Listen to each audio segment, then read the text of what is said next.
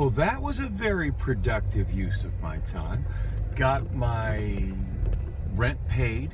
I think I've got enough ahead this month that I can make enough of a payment on my Wells Fargo credit card that I can get this payment back on an auto debit and not have to worry about it clearing at the beginning of the month.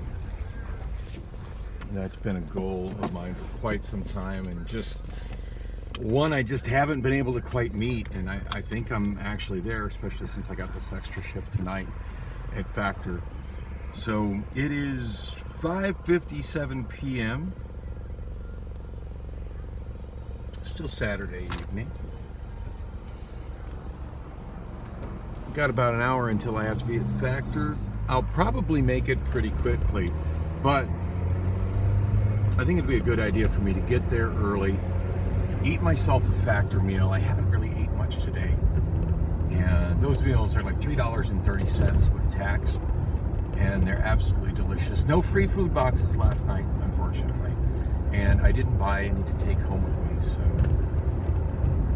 I think it'd be a nice idea to get there early, have myself a good meal, put in the AirPods, and work on editing the next chapter of my vlog. I should be able to knock that out and then upload it using the Factor Wi-Fi before my shift. I've got to actually plan the time to make these things happen, or I'm not going to make them happen. Iron Boy 78, whatever that is at the Celebrity Theater tonight. All right. Wow, and speaking of small venue shows, tonight at the Van Buren is Akon. Actually, no, I take that back. It's not tonight, it's tomorrow night, it's Sunday night. Scalp tickets are going for about $300. Yeah, I would love to see Akon in a small venue.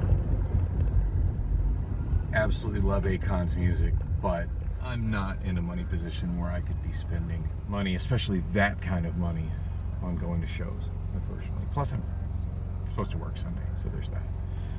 Speaking of upcoming concerts, Priscilla got tickets to what is basically,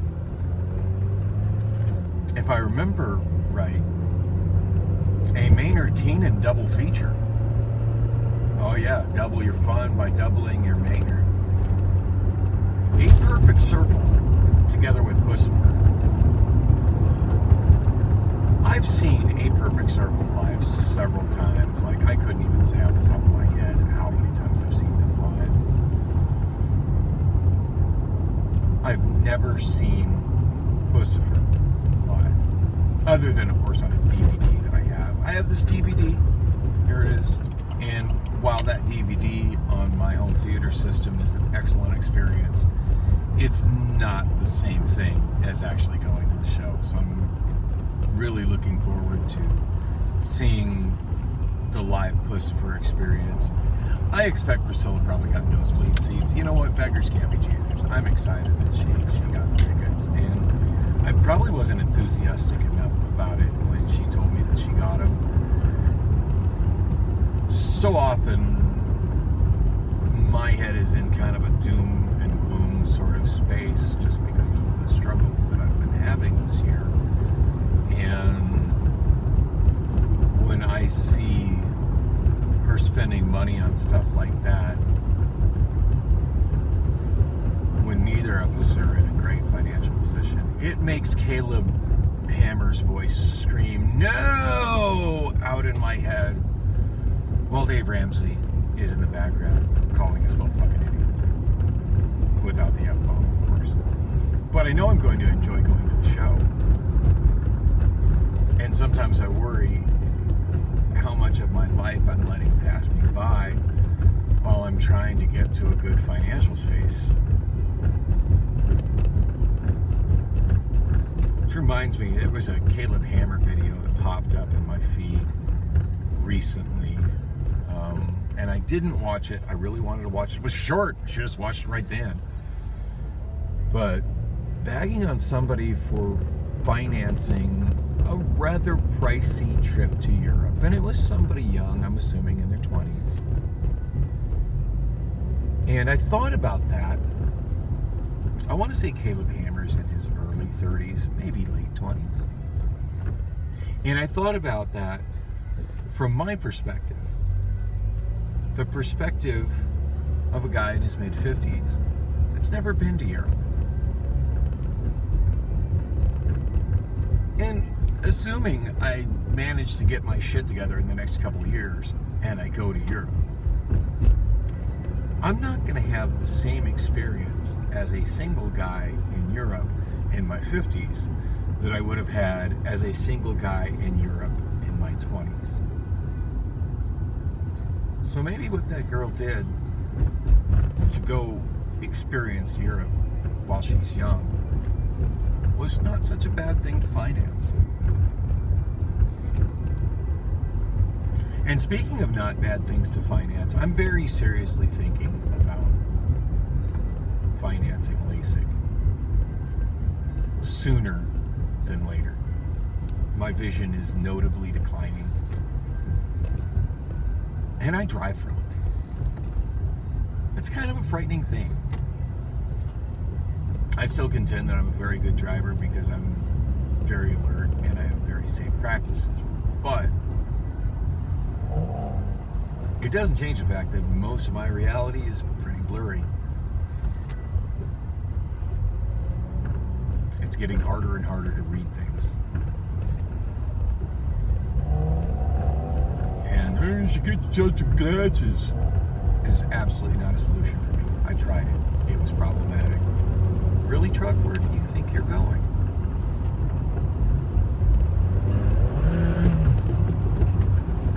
Oh! Apparently I stepped on his penis with my old plastic car. He had to do an unsafe pass on the right of his car in front of me. We've got a big old truck. Yeah, it's a nice big truck you got there, sir. Sorry about your penis.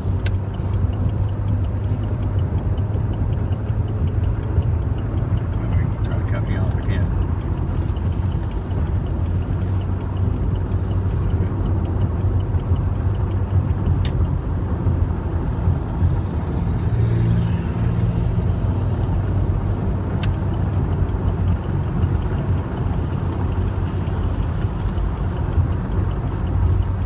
I expect to pass him due to strategic lane changes.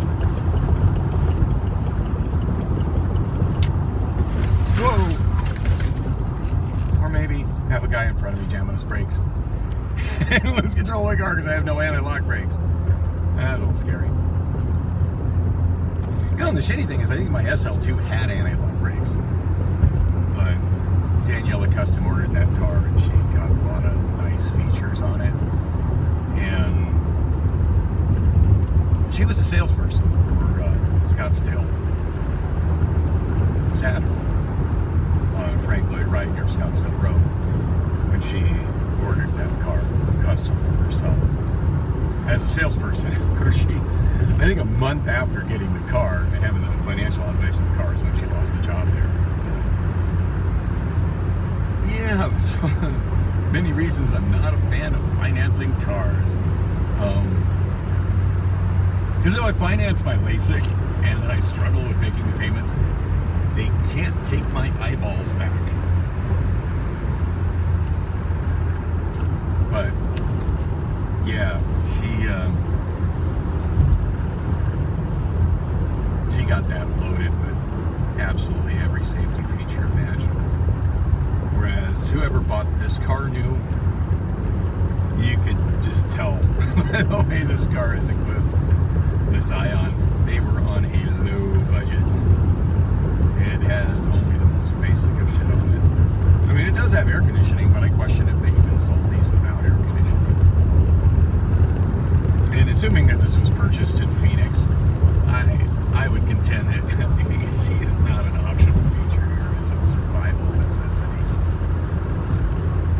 Although I managed to make it through most of this summer without very functioning air, but you know, that's just me roughing it.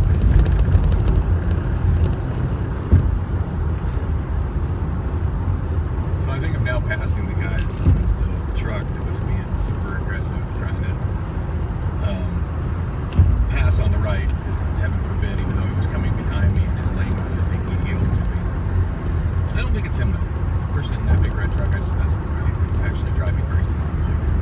Yeah, I wasn't. I feel like I almost lowered myself to his level. I was trying to get into this left lane and get past him. And there's no need for that. Because there's always that chance people are going to jam on their brakes in front of me, like what happened. And, yeah, you see what happens when I jam on my brakes. I mean, I feel I regain control of the car very quickly, but,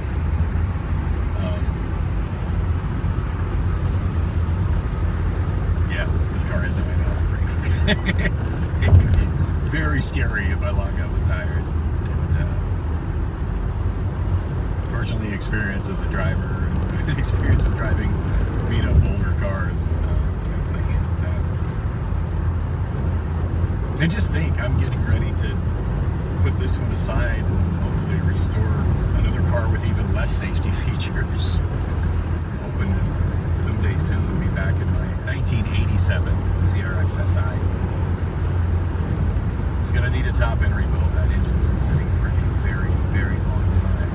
But the motor's only got 87,000 original miles on it. And aside from needing a new windshield, it's in pretty much pristine condition. Paint's a little faded, but I'll probably just polish it up and call it good. It's one nice thing about a silver car. When it fades, it's still a silver car. White cars are good for that too. On that note, I'm starting to get a little bit of sun fading spots on the old Saturn. It's not very noticeable. I'm not really stressed about it, but it's starting to happen, and it makes me a little sad.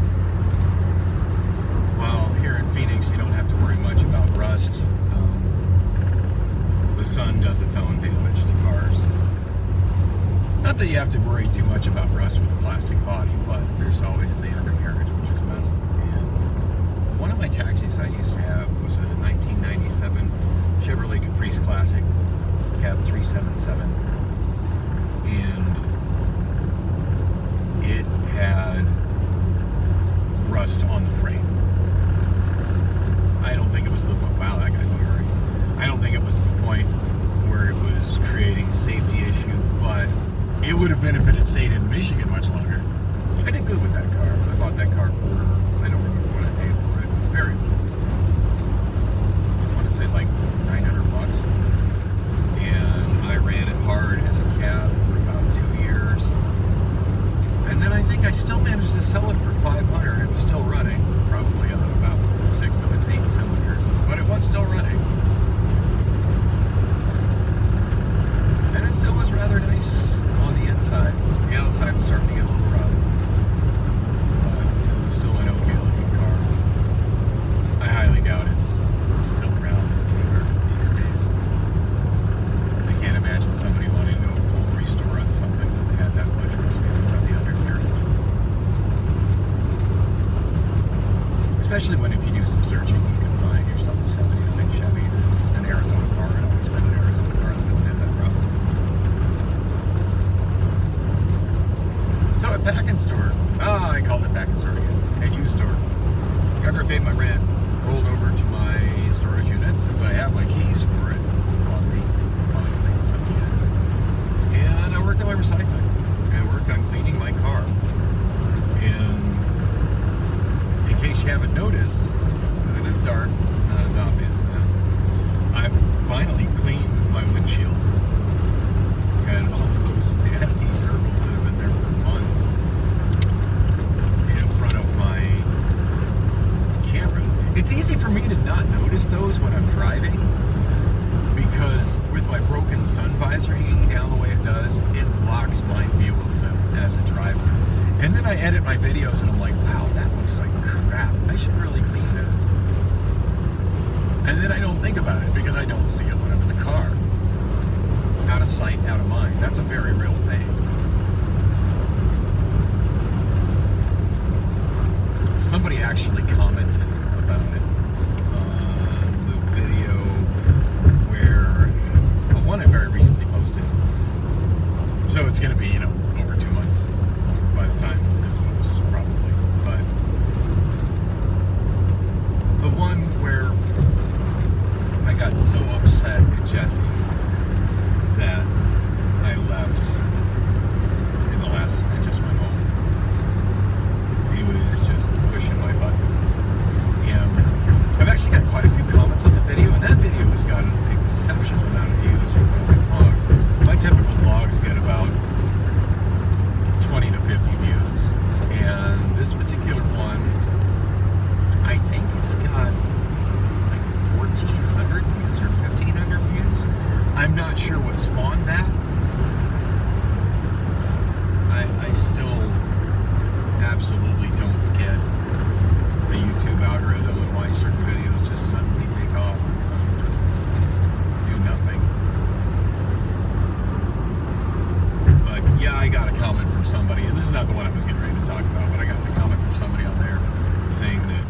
somebody having a low IQ is a stupid reason to leave work, and that I was lame for that. I'm like, yeah, you're lame for commenting on a video that you obviously didn't watch. As I made it very clear that his low IQ was not the reason that I left. That is an absurd reason to leave. I have no problem coexisting with people that have low IQs. Unlike some other Vincents who seem to be really bothered by it, I have no problem coexisting with it as long as their illogical decisions aren't negatively impacting me. And they're not causing me personally problems.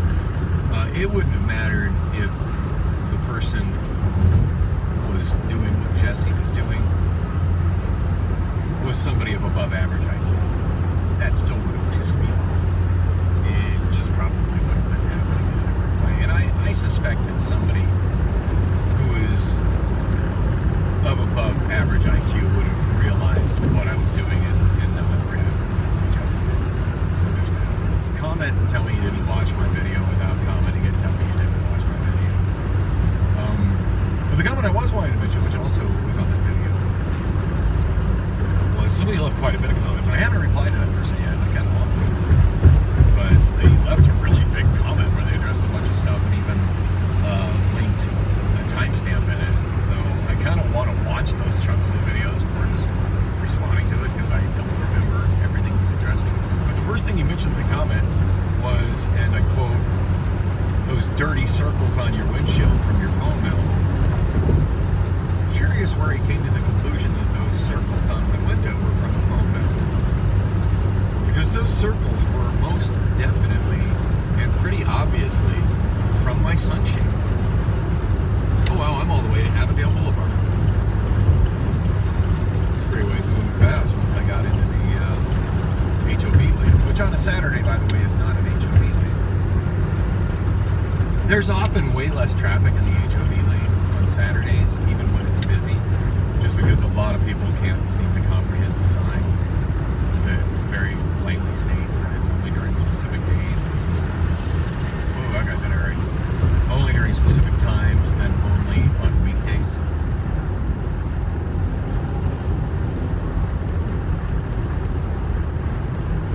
I made really good time coming out here yesterday with Priscilla and damn near missed the exit too. It sneaks up on me because I don't see those signs very clearly anymore. And that's, like I said, it's becoming problematic if I'm thinking about finance and leasing. It's a struggle for me to read the signs. And when I get out this far, I don't recognize landmarks like I do in the parts of town that I drive around regularly. All these exits look fairly the same. Although this one should stand out to be Fairway, because Fairway goes over the freeway when so many of them out here go under the freeway.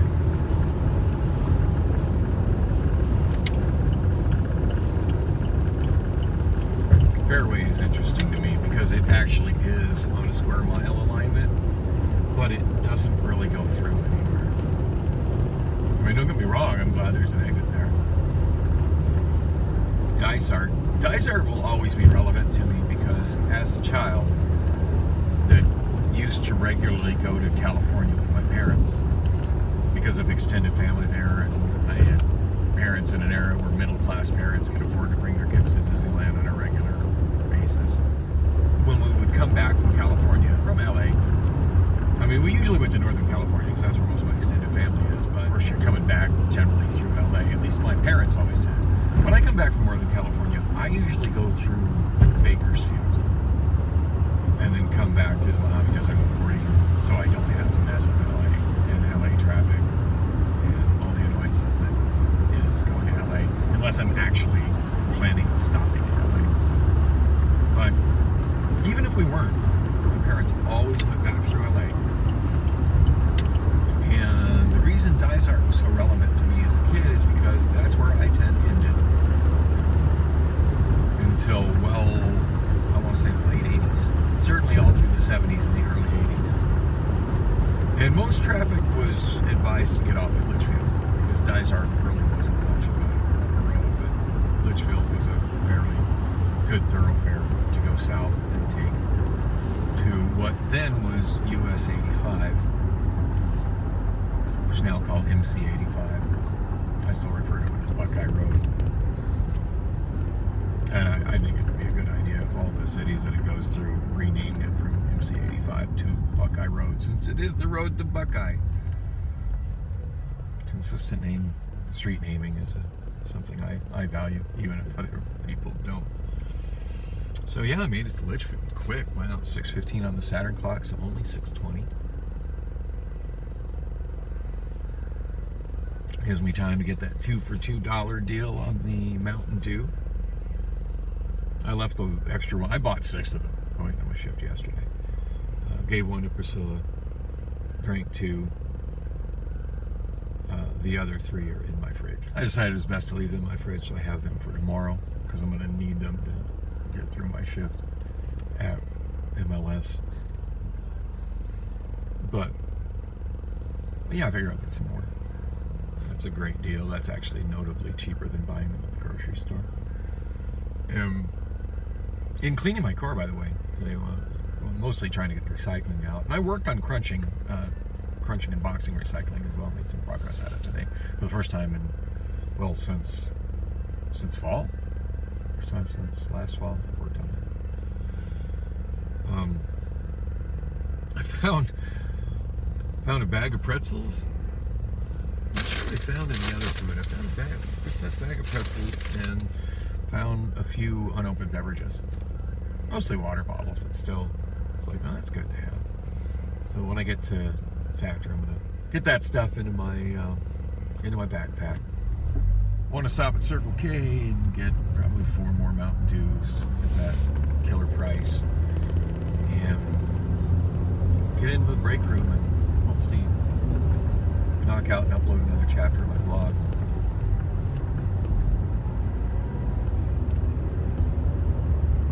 So I was talking on the way out here about why I was thinking about financing Lacey.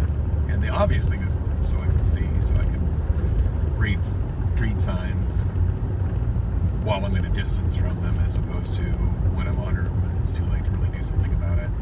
I mean, I know this is Van Buren Street. Oh, but it's not. It's Celebrate Life Way. See? In my head, I was at Van Buren, but now it was Celebrate Life Way. And I could see me making a turn onto it and then realizing, oh shit, that's not Van Buren, and I would have just gone through with the turn because I thought it was Van Buren. So there we go. This is Van Buren. Things like that.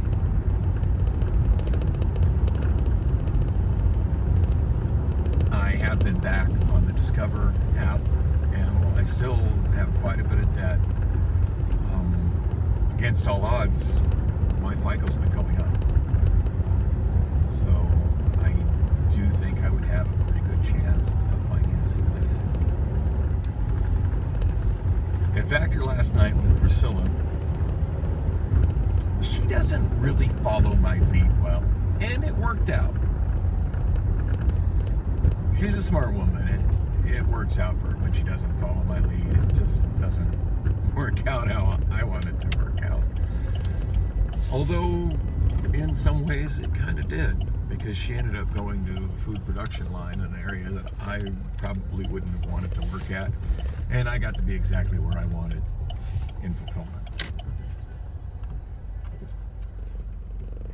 But yeah, when I walked in the building, she just kind of got on her own thing, and I didn't want that to mess up my thing. And when I realized that whatever her agenda was, it wasn't following me, I just went about my business. And fortunately, she's not upset at me about that, because I thought she might be. There was quite the line there at Circle K, so it took me a while to check out, but I'm still plenty early to my shift. 6:27 on the Saturn clock, so add 5 minutes, 6:32. Probably not enough time for me to finish my video, unfortunately. But I think if I work on it before my shift and eat a factor meal, and then work on it during my 2 breaks, I might get it uploaded on like the second break, maybe even my first break. Since Priscilla's not here, I don't think I'll be talking to anybody on my breaks, although I usually get pretty distracted by my phone and responding to messages and comments and stuff on my break.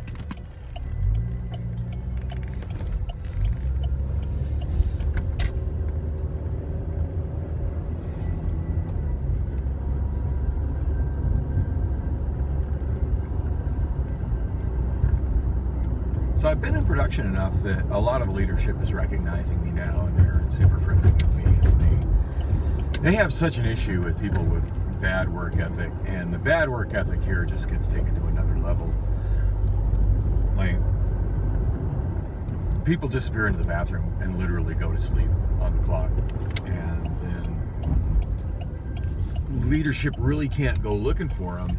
They actually at one point had some kind of management going through with clipboards, having everybody write down what their name was and what position they were on. It was on a chart that lists the positions, but write their name down, and then who their employer was, like who they're working for while there, or who they're working through. I guess you're working for a factor, but you're working through different people, much like HelloFresh. And that's something that's confusing for somebody who's not used to this kind of work environment. It certainly took, I want to say it took me by surprise when I worked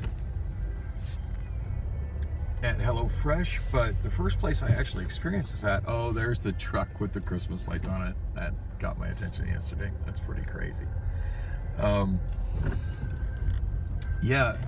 first place I really noticed it at was when I worked for Williams-Sonoma, the furniture factory, as a forklift operator earlier this year, because I worked for K-Power.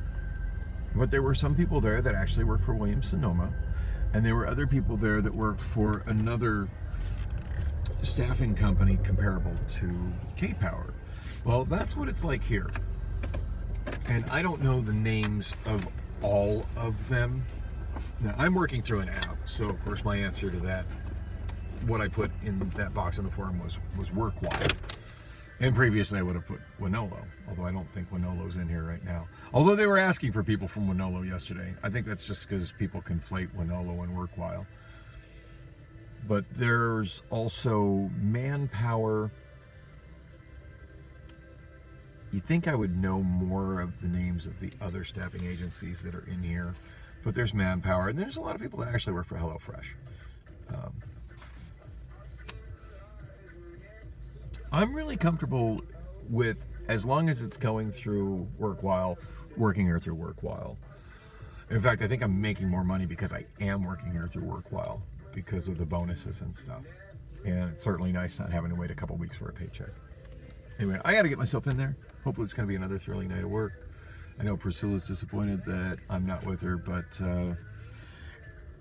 she wasn't down for any adult fun after work. I get it. She's tired. I get it. She's sore. That doesn't mean you can't just lay there and, enjoy it. I'll be gentle if you're that sore.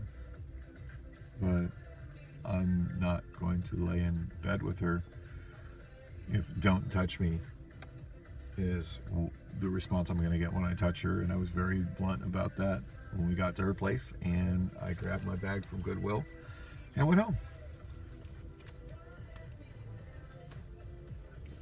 She was expecting I would spend tonight with her, but when I have a chance to make money, I'm making money right now.